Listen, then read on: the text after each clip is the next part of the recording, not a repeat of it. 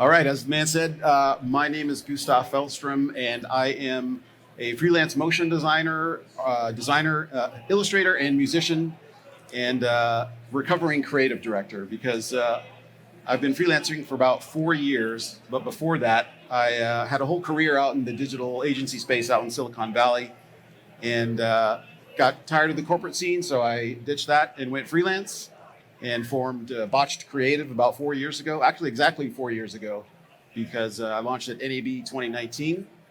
So before we get too far, we're just gonna take a quick look at my slightly updated reel for 2023. So here we go.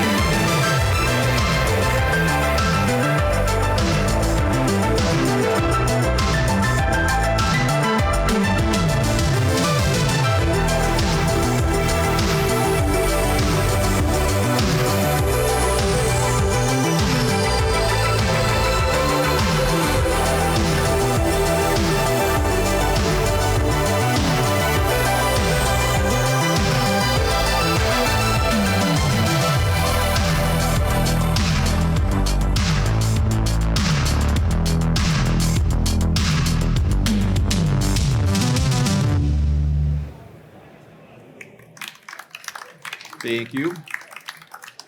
So again, I went freelance with the intention of getting into doing title design for film and television.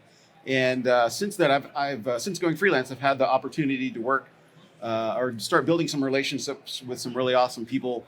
Some of those people being at Plucky in Burbank. And I started a collaboration with them in late 2021. And our latest collaboration was the main on end titles for Creed 3.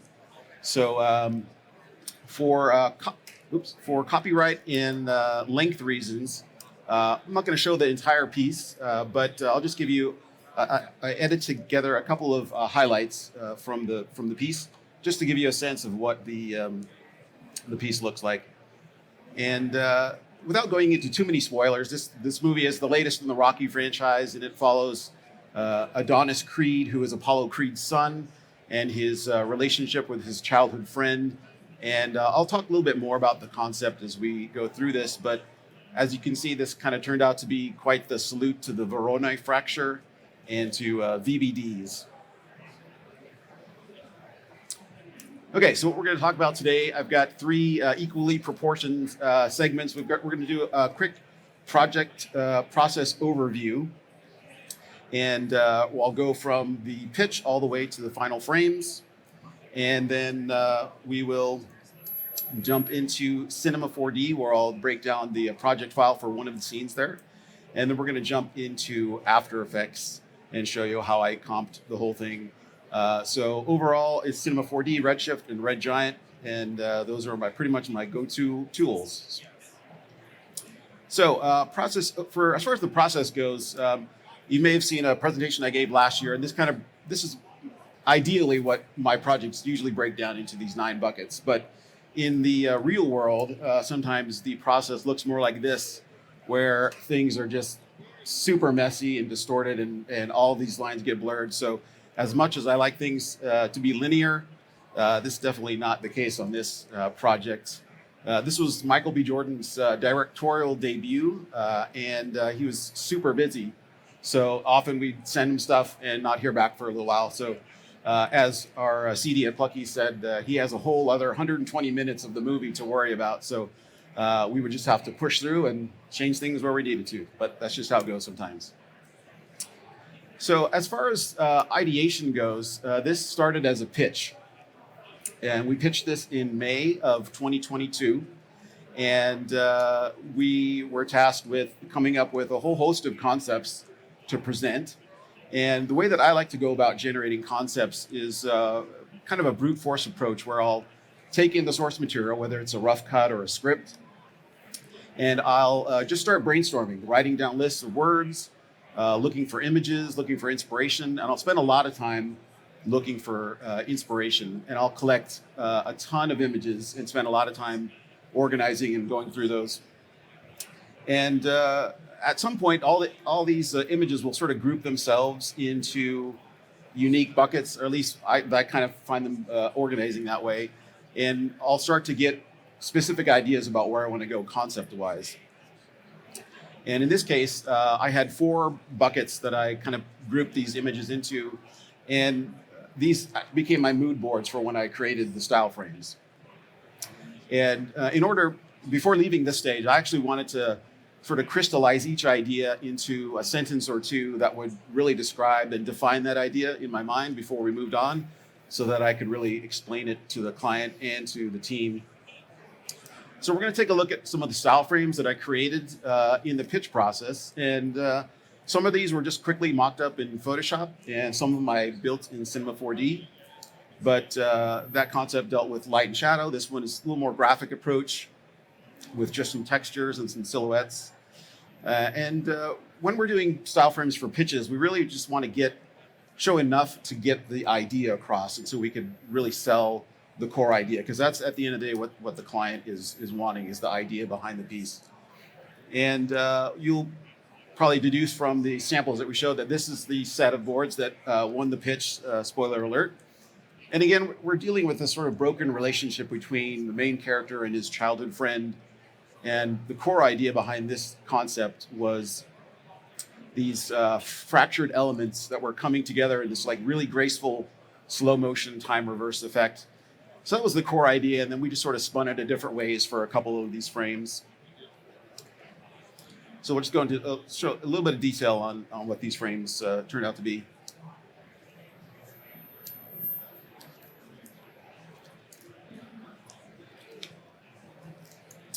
So again, we pitched this in May of 2023, or 2022. And I think Plucky put together about 7 or 8 concepts. And then we waited. Well, we didn't wait. We worked on other stuff, but it wasn't until October that we got the green light to start working, as they had awarded Plucky the pitch. So it was full steam ahead. So once we had the core idea, we were able to start building out our storyboards. And the way that I started that was I had to go back to the brainstorming phase, because we only had 4 frames and we had fill a whole 2.5 minutes of story. And so I just went back to making lists, just associating different concepts with the source material. So locations, LA landmarks, characters, relationships. And I just started making lists and trying to overall just get as much onto the page as I could, just so I'd have a lot of source material to work with. And as far as the main on end titles, so these are the titles that go at the end of the movie before the credits roll.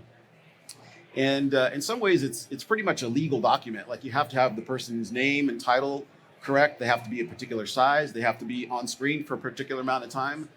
So the structure is kind of built into the number of credits that you have. So that was pretty easy to lay out. But then on top of that, we just started plugging in our various story beats just to get the ball rolling, to see what we could accomplish.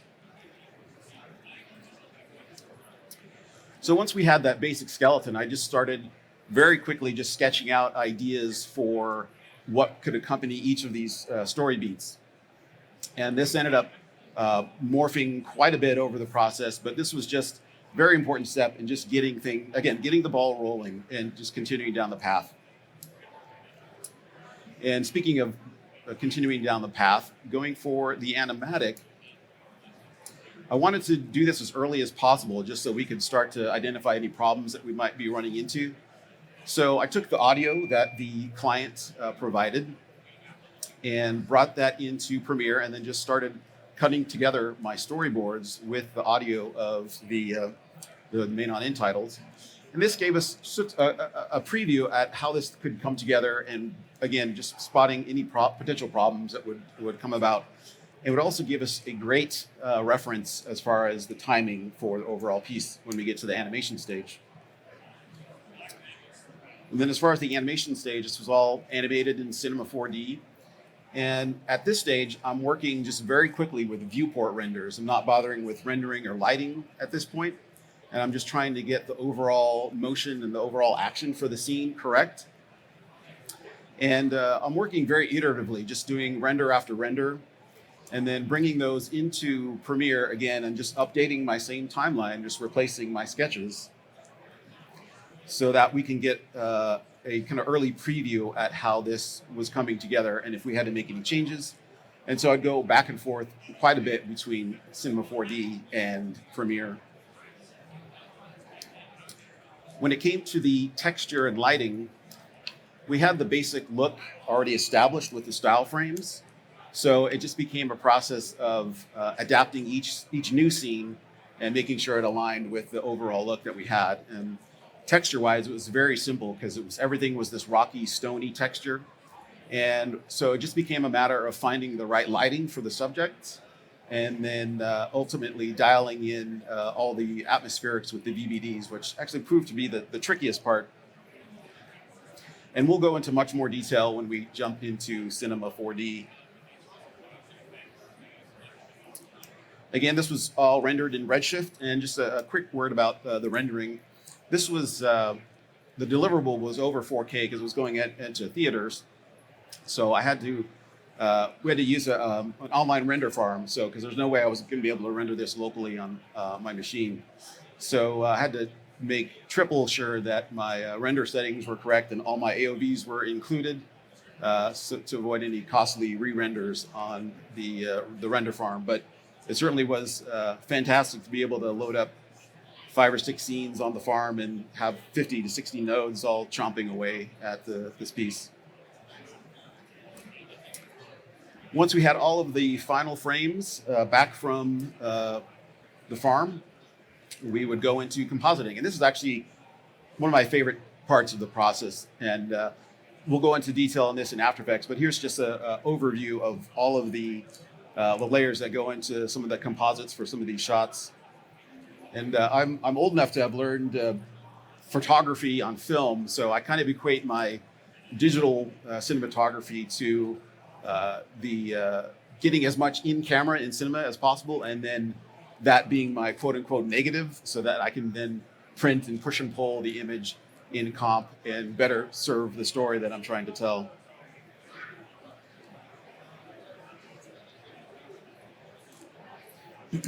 So once we had all those renders out of comp, it was back again to Premiere, where we put the final assembly together and put all the typography on it. And then from here, we were just able to output any format that we needed, whether it was QuickTime HDs for editorial or final frames for the DI. So again, that was the process. Well, actually, that was the process. And at the end of the day, the client was super happy with what they got, and they were really proud of it. So sometimes our process can get messed up and blurry, but it's important to be flexible and to be able to just deliver the project regardless. So that's sometimes just the job. So today we're going to take a deep dive into this shot here, which is the jail bridge scene. And this is actually the original version of the shot, where we have this volumetric light coming through the jail cell window. And let's play that again. And we have the bridge then, as the camera pulls back, the bridge forms itself. This is what we concepted, this is what we sketched out, and what we got approved, and we went to final.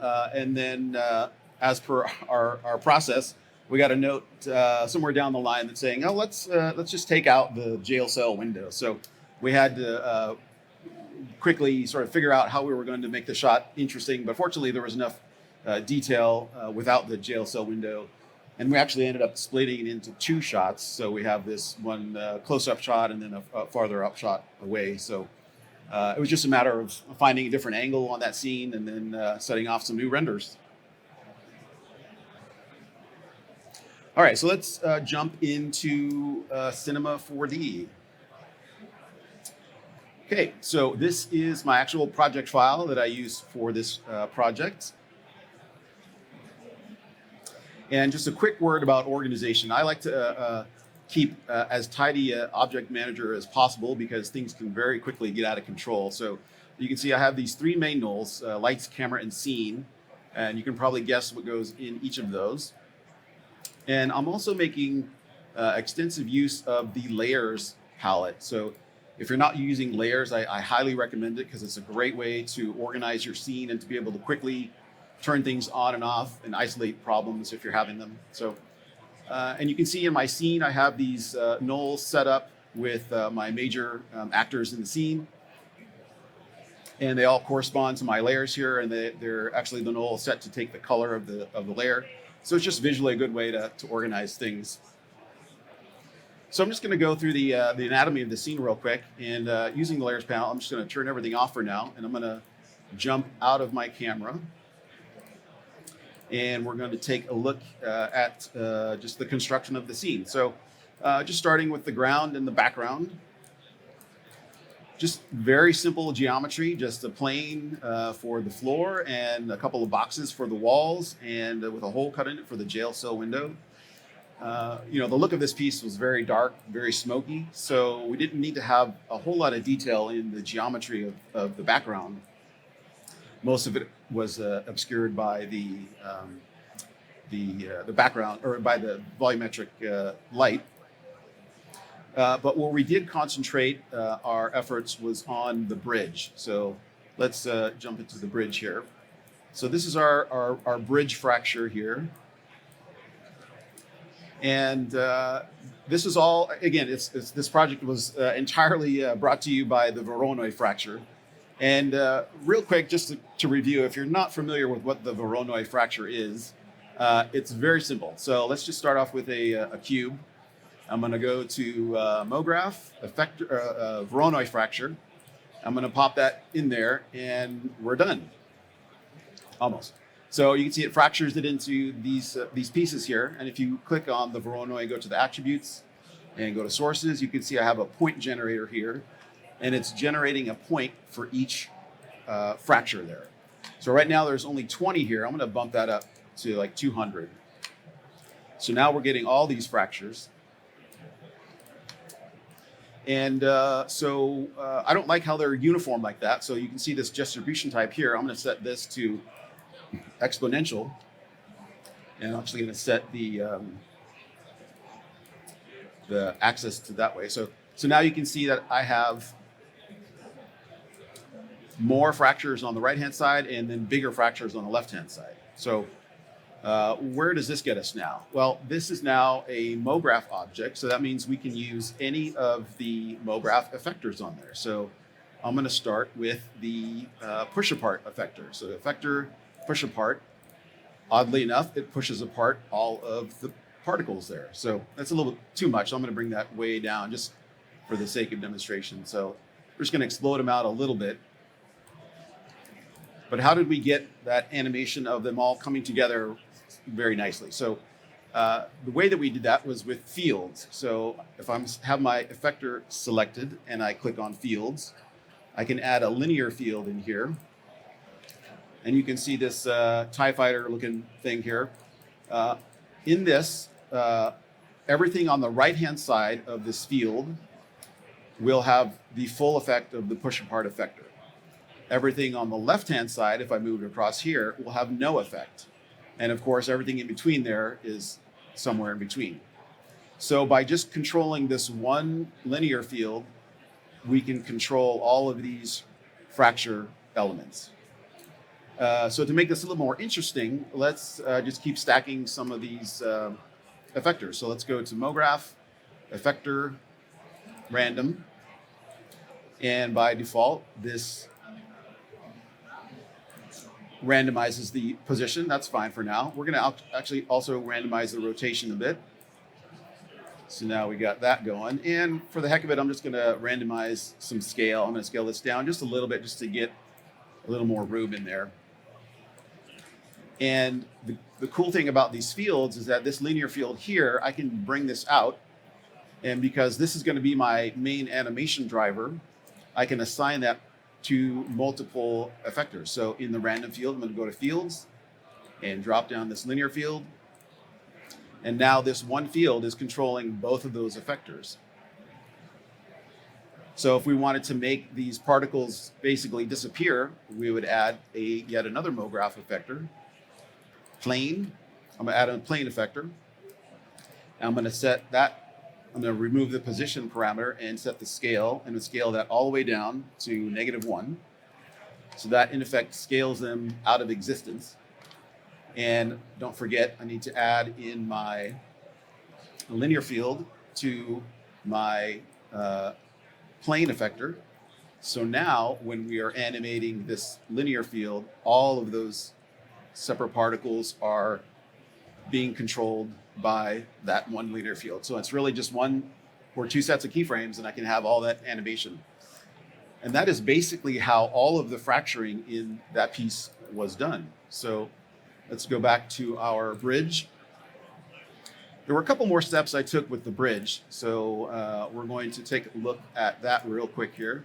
So this is my live bridge element here. And you can see I have 6 Verona fractures in here. And that's because this bridge, which by the way was modeled by my buddy Dallas, who was working with me on this project, gave me this beautiful model, which I'm going to destroy.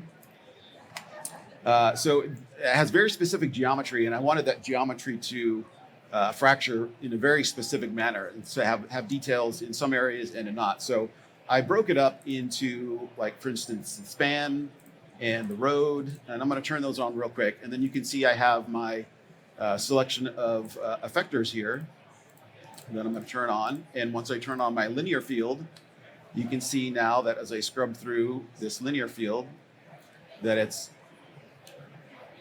assembling the bridge.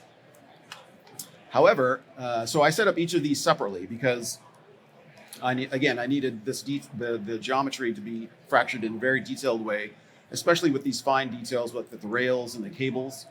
So I set up Verona objects for each of those.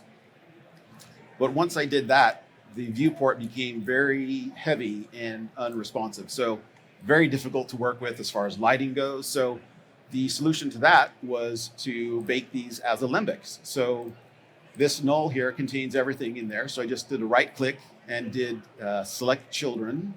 So you can find that. So that selects everything in there.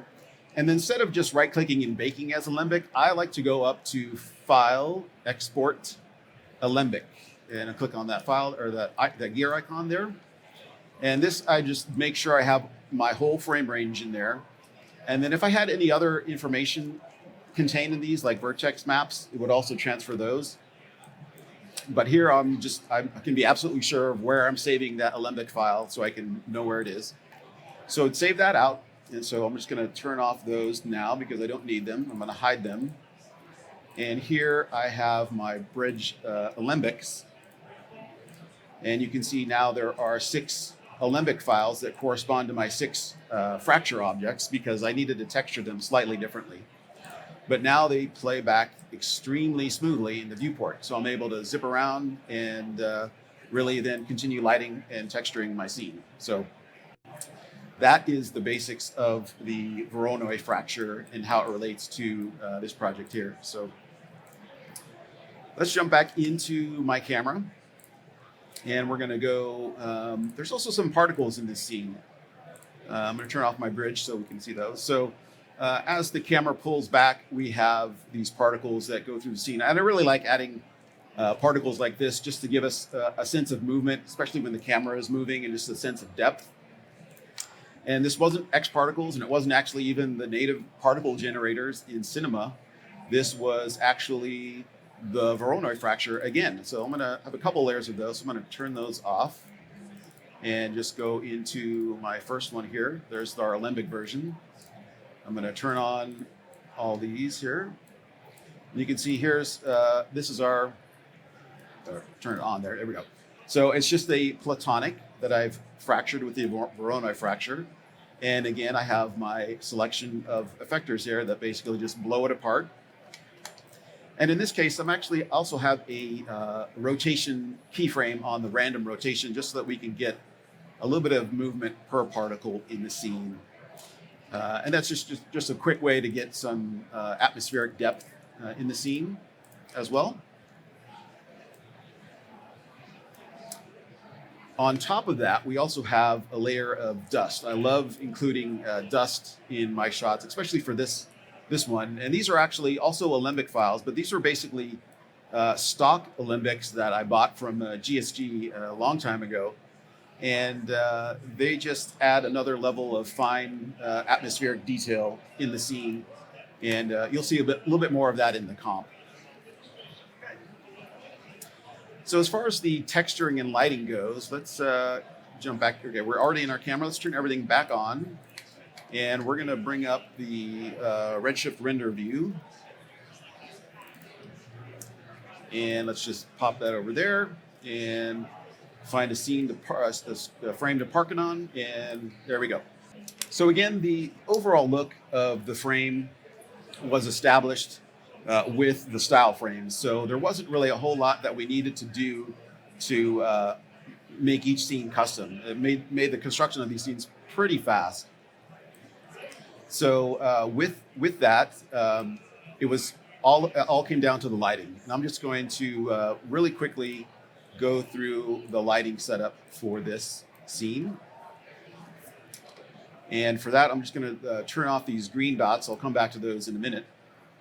And we're going to actually lock that camera and give you a little bird's eye view of the lighting setup here. All right, so we have our bridge, we have our background. The first thing was lighting up the bridge. So I have these 3 area lights here, which basically give us this nice contoured edges of the bridge, just so we can separate it from the background a little bit. And then we have this area light that is basically illuminating our VBDs. So if there's been a little bit of talk about VBDs this week. So if you're not familiar with those are basically volumetric pixels. And in this case, I am using basically some stock VBDs. So this is it's not a live simulation. You'll see here I have 2 VBDs here, one for our ground effects and one for our background there. And in order to see those VBDs, you need to basically influence them by the lights. So that's why this area light here, when I turn it off, the VBDs disappear. If you're wondering why these lights aren't casting light on the VBDs, if I go into the attributes in the details, you can see if I scroll down, I have my volume contribution set to 0. So that means these 3 lights will not contribute to the volume. Whereas my area light here, I have it set to 1. And when I turn that on, you can see then it filters in on the VBDs there. So that is how that works. Now, what you may notice is missing is the light shaft coming through the background there. So if we jump into our camera again, I actually set that up as a completely separate render. So I'm going to pause that here. I'm going to shift over to this file here. So I in retrospect, I could have set this up with takes, but I think in the heat of the moment, it was just faster to do it this way, especially when you're working with like a render farm. So it's the same exact scene, same geometry, same animation. I didn't change anything. The only thing I did change is all of my geometry in the scene. So the ground, the jail cell, and all the bridge parts and the particles, I applied a black material to them. And if I just open that real quick, you'll see this is just a standard material, just black, and I have no reflection on there. So that means it's just gonna basically cut a hole in the light and it won't reflect anything. And the reason I needed to do that, so let's fire up this render view here, is that I turned off all the other lights in my scene and I only have this light, which is our spotlight, which is shining through the shaft window here. So that, and I have a separate VBD that is catching that light in front of the jail cell there. So, and you can see because I have that black material on the bridge pieces, it's basically holding out a mat for that light so that I can composite it correctly in After Effects. All right. So let's jump back to this file. So again, this all done in Redshift, and real quickly, we'll take a look at our AOV setup. So if I go into the AOV manager, you can see I'm rendering EXR. So this lets me put in these VBDs, which are basically separate channels within that same file. So I have my beauty pass, which is basically what we see here. I have a diffuse lighting pass, a volume lighting pass, emission, and a puzzle mat. And the puzzle mat I just have as a just in case, because I have these object IDs applied to various objects, and that'll become super clear when we look at that in After Effects Switch. Let's go ahead and jump over to After Effects now. And real quick, just a couple words on how we comp this. So this was done in ACES. And just to note, this is done prior to the native ACES that's in C4D now, and also the native ACES that's in After Effects. So this workflow is slightly different, but the principles are still the same. We're going to, if you caught my presentation from last year, I went into much more detail on ACES. But real quick, I'm going to show you a couple of reasons why I love comping in ACES. So this is my completed comp here, and if you notice at the very top here, I have this adjustment layer, which is my conversion from ACES CG, which is what renders out of Cinema 4D, into Rec 709, and I'm using the. Let's open up my effects panel here. Is the Open Color IO plugin. Again, this might be a little different now because After Effects can do it natively, but this just works for me. So my input space here is ACES CG, and my output space is Rec 709. That's because that's what the client requested as far as what we deliver.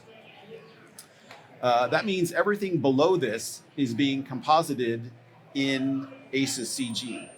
And why that's important is, let's say we wanted to make some really drastic adjustments. So let's go make a new adjustment layer. And I'm going to go into Effects, Color Correction, and let's do Exposure. And I'm going to bump this up. Not that I would need to do this, but bump it up 6 stops. You can see we are really blowing out this image, and there's this way overexposed. But you can see in my Lumetri scopes here, I'm nowhere near clipping this image. There's all this detail that's still there because of the ACES CG color space and I guess the forgiveness and the wide color gamut that we're working with here. By comparison, if I were to take the same 6-stop adjustment and apply it after our ACES conversion, so in effect applying it to a Rec 709 image, you can see we are completely obliterating all of this detail here and completely overexposing it. So that's a good thing to remember when you're compositing, is that all this stuff is happening in ACES CG space, which again is very forgiving and it's a very wide color gamut to work with. Okay, so now we got that out of the way. Let's take a look at our passes that came out of Cinema. So this is our beauty pass. And again, this is pretty much what we're looking at in Cinema 4D. We have a dust pass. This was actually a separate pass that was rendered out because I wanted to be able to control how the dust looked in the composite. We have an emission pass, which I have these emissive materials that were the lights on the bridge because I wanted to be able to add a separate glow to those. We have our puzzle mat, which in this case, I just have 3 layers. Red for the bridge, blue for the background, and green for the particles. And that was basically just in case I needed to do some specific adjustments to those layers. Here we have our light shaft as it's going through. And then we have our separate pass for the volume. And this was just in case I needed to adjust the volume in the comp as well. So let's take a look at how all of those fit together. So let's scroll up, and I'm actually going to turn off everything here, and we'll start from the bottom up. Okay, so here was my beauty pass. We saw what that looks like. And I can put my volume pass on top of that so that I can have control over that volume and really need to pump it up, because everyone knows you need to pump up the volume. We have our light shaft here. And again, this is a separate pass. It's on black. So if I add it on top of my layers, that's another thing in ACES. You need to use the add color mode. Now I have that light shaft correctly composited in the scene. And again, because my that render has those black materials on all my other objects, it obscures it correctly so it appears correctly in the right space. And I have my emission pass there, and then I have a couple layers of dust. And you can better see that towards the beginning of the shot there. So those were the basic 2D elements. But what I usually like to do is combine my 3D elements with practical elements as well. So I have a couple layers here of some lens-ish texture and some lens kind of orbs. And I think adding in practical elements on top of my CG elements just makes them feel a little bit more organic. And that's I really love combining elements in that way. I also have a couple layers of optical flares, because I don't think you're allowed to have a motion graphics project without lens flares. So that's it. And then once I have my basic composite together, then I'll start dialing in the look of the piece. And that usually starts by adjusting our exposure, because if I'm adding all these elements, sometimes the exposure gets a little out of whack. And then I'll usually defocus the image somehow, because a lot of the stuff, I mean, when you render something out of cinema, it can be super sharp, almost too much. So I'm going to just jump in here real quick to show some details. And for the purposes of today's demonstration, this might be a little harsh, but I just want to make sure we can see it on the screen here. So you can see these lines here are just way too perfect. So one of my standard tricks that I do on pretty much all my renders is applying some turbulent displacement. And it's, again, a little pronounced just for our demonstration purposes, but I have it set to, it's almost bare minimum, like it's at 20 with a size of like 4, and at an over 4K resolution, I think that worked out pretty well. But you can see it's just kind of what I call junks up the edges. It's really pronounced here, but if you go into other areas like here, it just kind of it imparts a more organic quality to the images out of Cinema 4D. So with that, I'll usually add just some selective blurs in some place as well. Again, just to sort of push the image in a different direction. One of the key tools for doing that is Magic Bullet Looks. And we saw a couple people demo this, but Looks is definitely one of my favorite tools. It's definitely my go-to on every project. And it's basically a set of tools. You have all these tools available here that you can combine and rearrange and just twiddle around with to your heart's content. And in my case, I have some lens vignetting, some optical diffusion, some lens distortion, some haze and flare, some chromatic aberration, some pop, and some halation.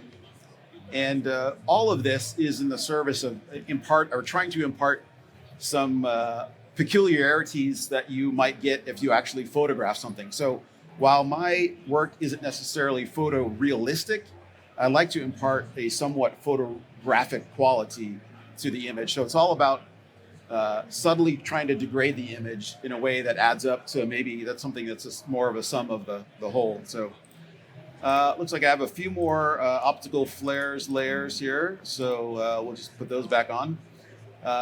And then sometimes with looks, I'll break them out into different adjustment layers. So all of those tools were on one adjustment layer down here, but I have another layer here that's just my color LUT, because I wanted to be able to dial in that strength precisely. And just by adjusting the opacity of that adjustment layer, I can go from 0 to 100. That's probably too much. I think I settled at around 60. Okay, so once I had my image mostly in place, it's just a matter of fine tuning it. So in this case, adding in some sharpness, adjusting the saturation. And here we're just getting into some fine color control so that I can match it up with all the other shots. Because I actually had all of these shots in one After Effects file as well. So I could bounce back and forth between them and make sure they were consistent.